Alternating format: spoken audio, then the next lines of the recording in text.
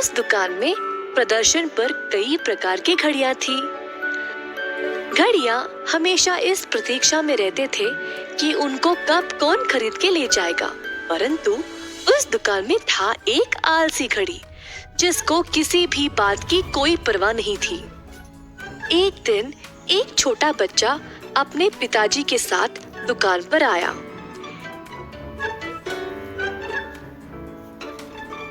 इतने प्रकार की घड़ियों को देखकर वह आश्चर्य रह गया। पापा, देखो कितने अच्छी घड़ियां हैं इधर। हाँ हाँ, हम बहुत अनोखे हैं। देख लेना, रामू मुझे ही चुनेगा। रामू सोच रहा था कि अब वह कौन सी घड़ी को चुने। मुझे चुनो। नहीं नहीं, मुझे चुनो। नहीं रामू, इधर देखो, मुझे चुनो। सारे घड़ियां बेचैनी से देख रहे थे कि रामू किसे चुनेगा, लेकिन वो एक आलसी घड़ी आंखें बंद करके बेपरवाह रहा। रामू को लगा जैसे उसे कुछ आवाजें सुनाई दे रही है। पापा, आपको कुछ सुनाई दिया क्या? रामू के ऐसे बोलते ही सारे घड़ियां चुपचाप हो गए। रामू एक एक करके सब घड़ियों को देख रहा था, तो एक कोने में उसे वो आलसी घड़ी दिखाई दी। रामू उसकी ओर जाने लगा।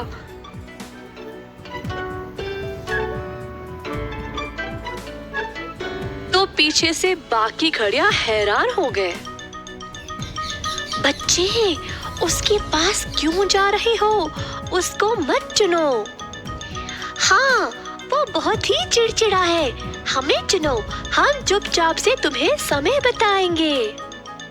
जैसे रामू उस घड़ी के पास गया, घड़ी ने अपनी आंखों को टेढ़ा कर लिया ताकि रामू उसको ना चुने। प्रार्थना करने लगा कि अब रामू उसे खरीद ना ले। हे भगवान, यहाँ बहुत शांति है। जब मन करे आराम से सो सकता हूँ। कुछ तो करो भगवान। परंतु रामू को यही घड़ी पसंद। अरे पापा जी, अपने बेटे को मना कर दो, सोचा ने। अच्छा, तो आखिर में तुमने चुना। देखते हैं कब तक रह पाओगे इसके साथ। बहुत जल्द इससे तुम तंग आ जाओगे और देखते हुए वापस आके मुझे ही ले जाओगे। बेटा, तुम्हें ये घड़ी पसंद आई? अच्छी पसंद है तुम्हारी।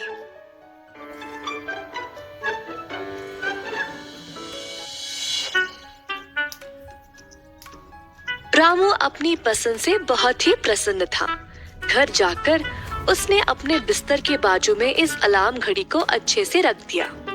हर रोज रामू घड़ी को साफ करता था और ध्यान से रखता, परंतु घड़ी रामू पर चिढ़ता ही रहा।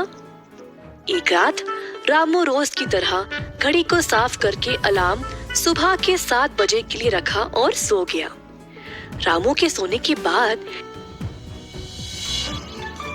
धीरे से घड़ी ने अलार्म का समय 8 बजे में बदल डाला।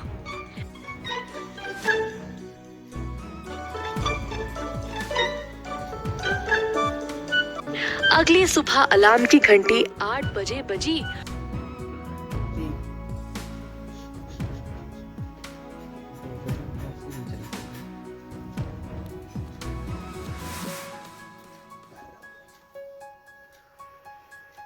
और रामू झट से जाग गया। समय देखा तो आश्चर्य रह गया। मैंने तो 7 बजे के लिए रखा था, 1 घंटा देर से कैसे बजा ये? गलती से मैंने ही रखा होगा। उफ, बहुत देर हो गई, पापा गुस्सा करेंगे। रामू जल्दी जल्दी तैयार हुआ और स्कूल के लिए निकल पड़ा। उस रात फिर से रामू ने ध्यान से 7 बजे के लिए अलार्म रखा और सोने चला। अब मैं कल समय पे जागूंगा। घड़ी ने रामू का गहरी नींद में जाने तक इंतजार किया और फिर धीरे से अलार्म 8 बजे के लिए बदल दिया।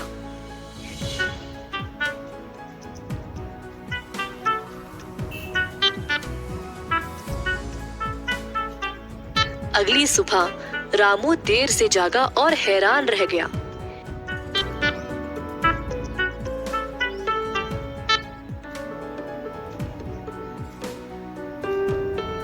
पीछे से रामू के पापा उसे पुकार रहे थे क्योंकि स्कूल के लिए देर हो चुकी थी। रामू ने सोचा, आज रात तो मैं पता करके ही रहूंगा कि ये हो क्या रहा है।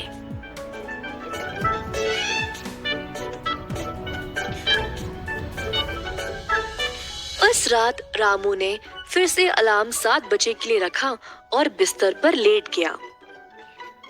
अब मैं देखता हूँ कि बीच रात में कौन आके समय बदल रहा है। रामू सोया नहीं, बस सोने का नाटक कर रहा था।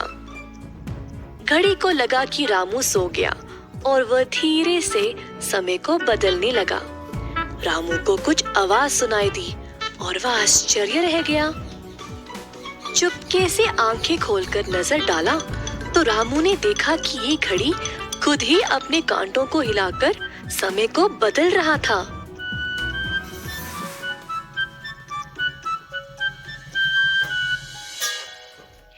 अगली सुबह जब अलार्म 8 बजे को बजा, उफ, ये घड़ी तो बकवास है। इसको तो मैं कचरे में फेंक दूंगा। कूड़े में धूल से भरा बैठे रहने दो इसे। पूरा का पूरा बंद ही हो जाएगा फिर। मैं अभी पापा को बोलता हूँ। रामू की बातें सुनकर घड़ी परेशान हो गया। रामू रुको, मुझे क्षमा कर दो। मुझे पता है मैंने गलत किया। कृपया मुझे कूड़े में नहीं डालना। मैं वादा करता हूँ तुम्हें हर सुबह समय पे जगाऊंगा। रामू घड़ी को देख के हंसने लगा। चलो, तुम्हें एहसास तो हुआ, परंतु इतना काफी नहीं है। तुमको एक और काम भी करना पड़ेगा। मैं कुछ भी करूँगा, बोलो। तुम्हें मेरा दोस्त बन के रहना होगा, ठीक है? अलार्म घड़ी ने मुस्कुराते हुए हाँ में हाँ मिलाई। आज से तुम्हारा नाम टिक टॉक होगा और हम दोनों पक्के दोस्त बन के रहेंगे। उस दिन से हर रोज घड़ी रामू को सही समय पर जगाने लगा। दोनों ने साथ में अच्छा समय बिताया। साथ साथ पढ़ा, लिखा, हंसा और सोया। खुशी से दिन गुजारे।